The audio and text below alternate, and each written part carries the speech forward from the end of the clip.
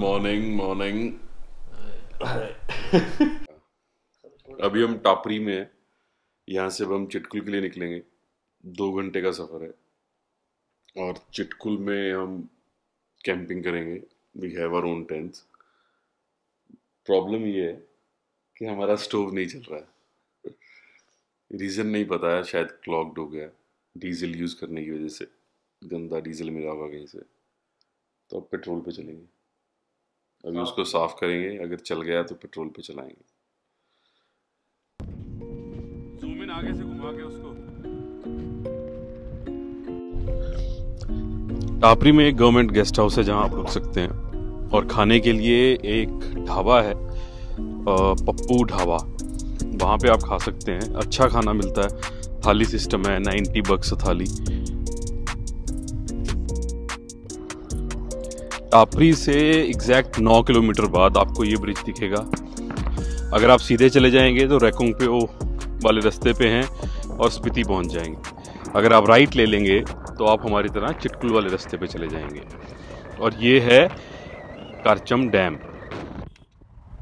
लो जी, hydro energy limited GSW, and that's the Karcham dam.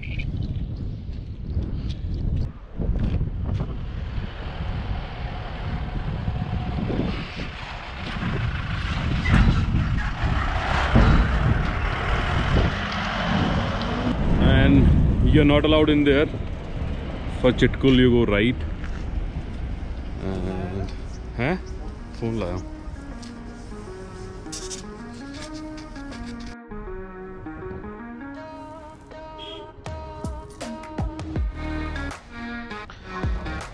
Chitkul का जो रास्ता है वो सांगला, राकचम और सांगला के बाद आता है बतसेड़ी। तो यहाँ से होके जाता है, लेकिन बतसेड़ी जो गांव है उसमें से आप नहीं निकलते हैं। वो आपके राइट में जाते हुए, राइट साइड में नीचे बसपा रिवर के बिल्कुल साथ पड़ता है, और सांगला और राकचम थोड़ा ऊपर पड़ते हैं। लेकिन तीनों ही बहुत ही सुंदर गांव हैं।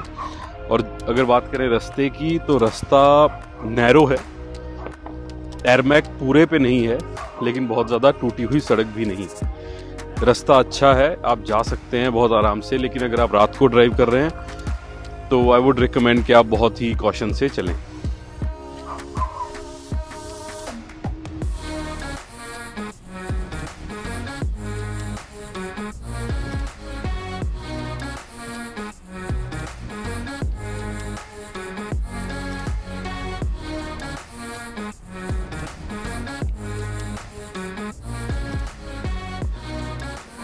तो अब हम सांगला विलेज के एरिया में हैं।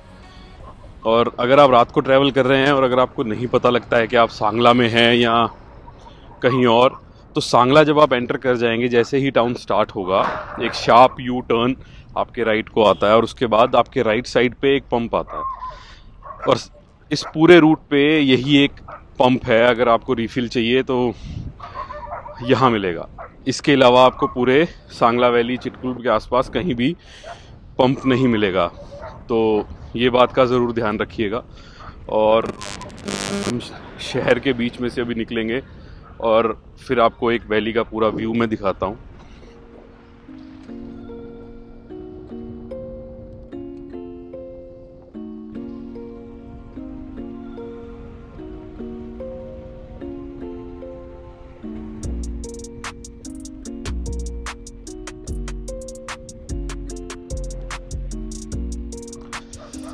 सांगला अब काफ़ी एक बड़ा टाउन ही बन गया है और काफ़ी फैला हुआ है ये गांव। तो एक नज़र में आप कहीं से भी पूरा गांव देख नहीं सकते हैं, लेकिन जो एक डेंसली पॉपुलेटेड एरिया है वो आप कहीं हाइट पे जाके ज़रूर उसे देख सकते हैं। बट वैसे गांव बहुत फैला हुआ है और बिल्कुल बसपा रिवर के साथ है। और अगर आप नीचे जाना चाहते हैं जहाँ पे रिवर है, तो उसके लिए आपको काफ़ी, सांगला जब शुरू होता है, जब अभी आपको एक नीचे को राइट साइड को आपके एक रोड जाती है, आपको वो लेके नीचे तक जाना पड़ता है।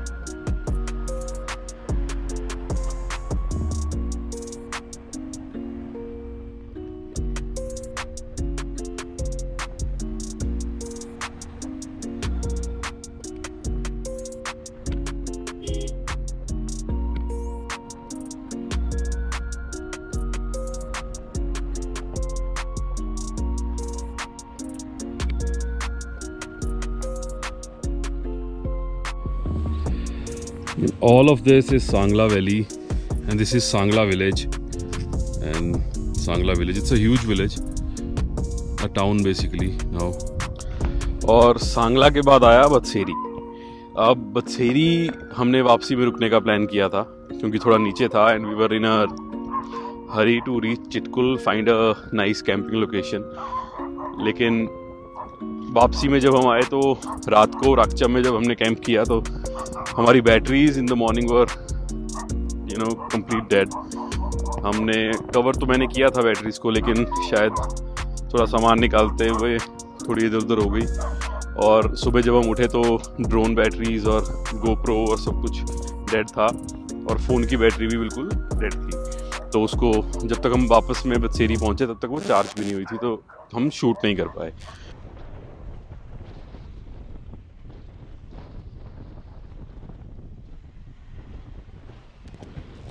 और बदसेरी के बाद आती है वो जगह जहाँ पे हमने रात को कैंप किया। तो जाते हुए हमने रास्ते में 2-4 लोकेशन स्काउट की थी, इन केस हम चिटकुल नहीं रुक पाते हैं या हमें कोई लोकेशन नहीं मिलती है तो रास्ते में अगर कोई जगह होगी तो हम वापस आके वहाँ रुक जाएंगे, otherwise will go back to some other place. और चिटकुल में हम नहीं रुक सके तो हमने यहीं पे आके रात को कैंप किया, और ये राकचम में आता है एरिया, और काफ़ी सुंदर एरिया है। वैसे यहाँ बहुत ज़्यादा ग्रीनरी होती है सांगला, चिटकुल और राकचम में, लेकिन क्योंकि इस साल हिमाचल बहुत ज़्यादा ड्राई रहा है तो ग्रीनरी है लेकिन कंपैरेटिवली बहुत कम है। और यहाँ से राकचम से स्नो क्लैड माउंटेन्स का जो व्यू है वो लाजवाब है। मैं आपको कैंप साइट भी दिखाऊंगा। और इसके बाद राकचम के बाद हम सीधा पहुँचे चिटकुल, और फिर मैं आपको चिटकुल स्टार्ट होने से पहले से बिल्कुल चिटकुल के अंदर बिल्कुल विलेज के एंड तक का वीडियो दिखाता हूँ। और वो जो लास्ट ढाबा बोलते हैं वो भी वही है।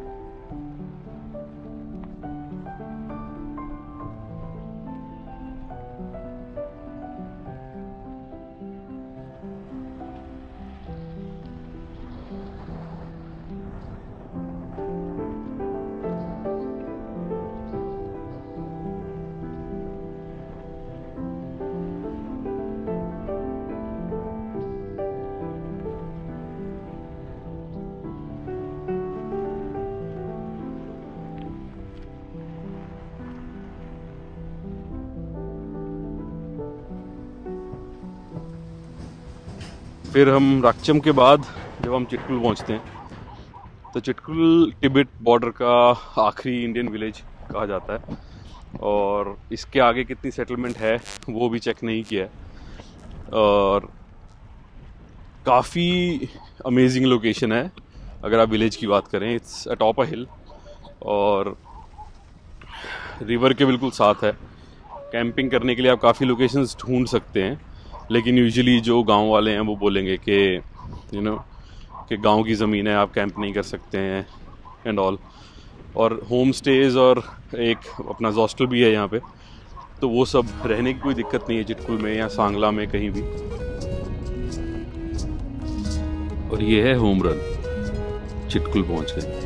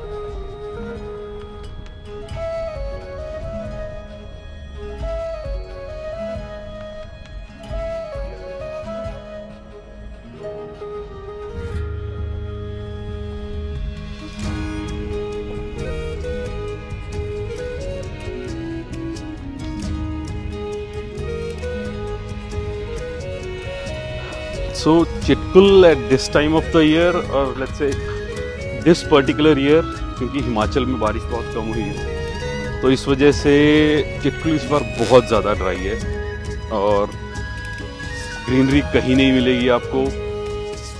कैंप करने के लिए अगर आप अच्छी कोई लोकेशन ढूंढ रहे हैं तो वो भी मिलना मुश्किल है। आपको डस्ट में ही कहीं, मतलब मिट्टी में ही कहीं ना कहीं लगाना पड़ेगा, आपको घास कहीं नहीं मिलेगी।